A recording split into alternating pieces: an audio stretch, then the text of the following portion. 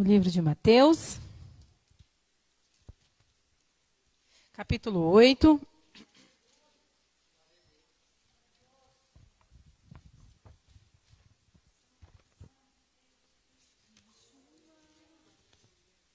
Glória seja ao nosso Deus, aleluia.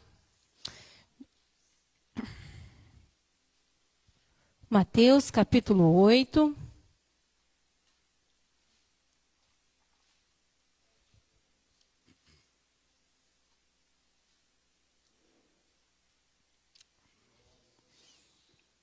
A partir do versículo 5. 8, 5. Amém? Vamos estar lendo. Tendo Jesus entrado em Cafarnaum, apresentou-se-lhe um centurião implorando: Senhor, o meu criado jaz em casa, de cama, paralítico, sofrendo horrivelmente. Jesus lhe disse: eu irei curá-lo. Mas o centurião respondeu: Senhor, não sou digno que entres em minha casa, mas apenas manda com uma palavra, e o meu rapaz será curado. Pois também eu sou homem sujeito à autoridade. Tendo soldado as minhas ordens, eu digo a estes: vai, e ele vai. E outro digo: vem, e ele vem. E ao meu servo: faz isto, e ele o faz. Ouvindo isto, admirou-se Jesus e disse aos que o seguiam: em verdade vos afirmo que nem mesmo em Israel achei fé como esta. Digo-vos que muitos virão do Oriente, do Ocidente, e tomarão lugares à mesa com Abraão, Isaque e Jacó no reino dos céus.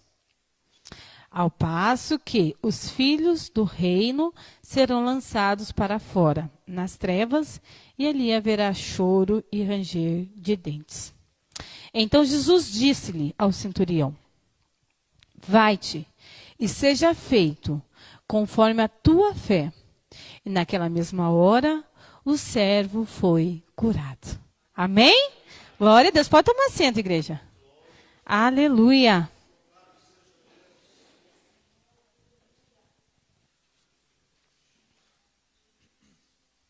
Glória seja dada ao nome do Senhor Jesus por esta palavra, né, irmãos? É uma palavra um tanto conhecida, mas a palavra já nos diz, né, que ela se renova a cada dia, e a cada dia nós precisamos aprender, ler, para que nós possamos, como aqui já foi falado, nos fortalecemos em Cristo Jesus. Amém? Glória seja dada ao nome do Senhor Jesus. Então, aqui lemos uma passagem do centurião, que podemos tirar algumas lições para as nossas vidas hoje, né, na atualidade.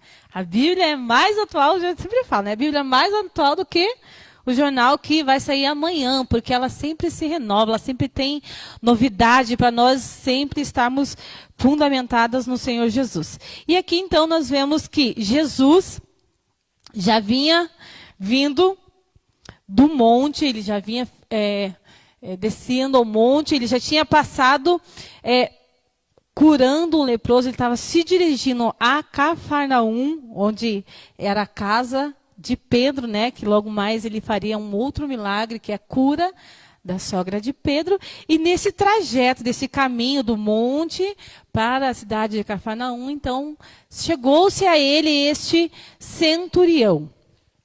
Este centurião que nós podemos ver na palavra do Senhor, era um centurião romano.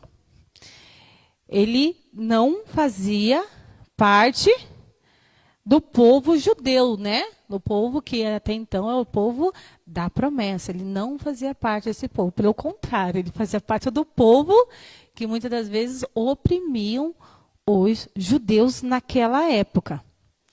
Mas ele, como muitos daquela redondeza ali, ouviu falar dos milagres que Jesus fazia, de tudo aquilo que estava acontecendo ao redor e ao derredor de Jesus. Nós vemos também na palavra aqui que ele se chegou a Jesus e lhe implorou. Aqui é uma das primeiras lições que a gente tira desse texto, que ele chegou diante de Jesus, primeiramente, buscando algo que não era para ele, né? Não era para ele. Ele foi buscar algo que era para um servo dele, por uma pessoa que ele tinha alguma estima, né? Que ele tinha um afeto, uma pessoa que ele gostava. E isso é que nos ensina, né, irmãos? Que nós precisamos também clamar a Deus pelos nossos irmãos, né?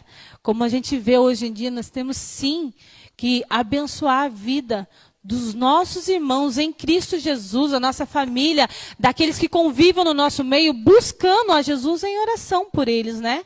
Ele chegou a Jesus com um coração quebrantado, né? Porque aqui nos diz a palavra do Senhor que ele implorou, né? Então ele estava com o seu coração quebrantado diante do Senhor em favor daquele servo, em favor daquele que necessitava, né? Então é uma das primeiras lições que nós podemos ver e uma pergunta que eu me fiz, né? E faço também aqui para a igreja, para os irmãos que aqui estão e quem está nos assistindo. Como é que nós temos nos chegados ao Senhor, né? Como é que está o nosso coração para nos achegarmos ao Senhor? Porque nós vivemos hoje num dia que nós queremos tudo para agora, para já, e queremos... como que eu posso especificar? Nós queremos imediatismo nas nossas necessidades, mas do nosso jeito. Às vezes brabo, ou Senhor, eu preciso disso, e esquecemos que o nosso Deus, Ele é Deus sobre todas as coisas, Ele é o Senhor, Ele irmãos, até fico meio assim, quando eu escuto muito, e nos que tem a palavra você, sabe, comparando Deus a você, porque Ele é o Senhor, Ele é Criador dos céus e da terra. Então, às vezes, nós esquecemos disso e não quebrantamos o nosso coração diante de Deus e chegamos de qualquer forma. O Senhor não nos quer de qualquer forma, o Senhor nos quer diante dEle com o coração quebrantado. Aí nós vamos louvar com o coração quebrantado. A palavra do Senhor diz, eu peguei o versículo ali, que o Senhor não rejeita aquele que vem a Ele com um coração quebrantado. Amém? Não coloquei. Mas o Senhor não rejeita aquele que vem a Ele com um coração quebrantado. Está em Salmos 51. Pode pôr para mim, vida, por favor? Salmos 51, 17. Aleluia. Hoje eu trouxe bastante versículos para nós se basearmos na Bíblia. Amém? Glória seja dada ao nome do Senhor. Porque a palavra é a verdade, né, irmãos? Então nós precisamos sempre buscar. Os sacrifícios para Deus são um espírito quebrantado. E a um coração quebrantado e contrito não desprezarás, ó Deus. Amém? Esse centurião, para ele estava correndo a um sacrifício por um amigo, mas com o seu próprio coração quebrantado diante do Senhor. Né? Aqui nos diz a palavra que ele então, implorando, diz: Senhor, o meu criado jaz em casa de cama, paralítico, sofrendo horrivelmente. Né? Às vezes a nossa situação não é a mesma desse centurião, né? Às vezes nós temos outras situações também em nossas vidas que nós precisamos chegar diante do Senhor também, né? Implorarmos a Ele: Senhor, eu preciso disso. Senhor, eu preciso. Mas que possamos chegar diante do Senhor com o nosso coração quebrantado. Aqui no versículo 7 diz assim: Jesus lhe disse: eu irei curá-lo. É outra lição que nós aprendemos, lembramos, né? Nesta noite. Jesus, irmãos, Jesus, ele não mudou. Ele é o mesmo que operou lá em Cafarnaum, na cura deste servo, e é o mesmo Deus que opera hoje em dia. O Senhor nos diz aqui que ele disse: eu irei curá-lo. O Senhor nos mostra que ele está sempre pronto a atender-nos, né? Sempre pronto a atender aquilo que necessitamos. Ele sempre está pronto. Mas aí vamos ver mais para frente que diz assim: Senhor Jesus, o centurião no versículo 8 diz assim: mas o centurião respondeu: Senhor, eu não sou digno de que entres na minha casa. Não sou digno que entres na minha casa. O centurião, que a princípio não fazia parte do povo judeu, reconheceu a grandeza de Jesus, que ele era Senhor sobre todas as coisas, Senhor poderoso para fazer muito mais do que aquilo que nós pensamos, como diz a palavra do Senhor, né? Ele reconheceu a supremacia do Senhor. Ele disse: Senhor, eu não sou digno que o Senhor entre na minha casa, porque ele, como romano naquela época, eles não recebiam os judeus nas suas casas, né? Porque havia muitas das vezes aquele conflito. Ele não recebia. E ele também se colocou como uma pessoa pecadora, né? Ele falou: não, Senhor, eu sou pecador, eu sou indigno de que o Senhor entre na minha casa. Ele mostrou aí também uma humildade, né, irmãos? Uma humildade, ele reconheceu em si que ele era pecador. E ele diz assim na continuidade do versículo: mas apenas manda com uma palavra, e o meu rapaz será curado. Amém? Nessa palavra, irmãos, ele demonstrou tão grande fé, né? Tão grande fé. Amor, vida, põe Marcos 9:23.